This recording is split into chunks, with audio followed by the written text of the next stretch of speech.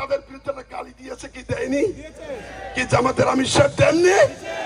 আবার বলেছেন আমার নেতার শহীদ রাষ্ট্রপতি জিয়াউর রহমান নয়, কর্নেল অলি নাকি স্বাধীনতার ঘোষক। তাই সাবধান করে বলতে চাই, এই ধরনের মুনাফিকি কথা বলবেন না দয়া করে।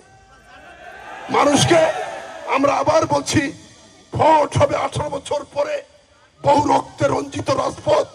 বেগম খালেদা জিয়া 9 বছর সংগ্রাম করে প্রধানমন্ত্রী হয়েছিলেন, আমরা পেয়েছিলেন 18 সিট। আবার খালেদা জিয়ার বিরুদ্ধে বিশ্বাসঘাতকতা করে পেয়েছিলেন 300 আসন দিয়ে 3টা।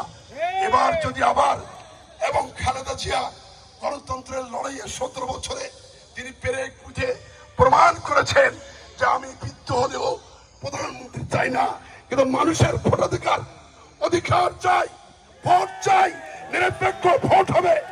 18 সালের আজকের এই দিনে 12 তারিখে এই ভোট নিয়ে কি ছিনিমিনি খেলা মানবো? কি কেউ কি মানবে? তাহলে ওই যে ভণ্ডামি কথা মানেন না, বিশ্বাস করেন না ভাই। এইরকম কথা বলে একটি দল, এটাকে মেনে নেওয়া যায়? 18 বছর রক্তে রঞ্জিত রাজপথ প্রকম্পিত করে গণতন্ত্র ফিরে এসেছে।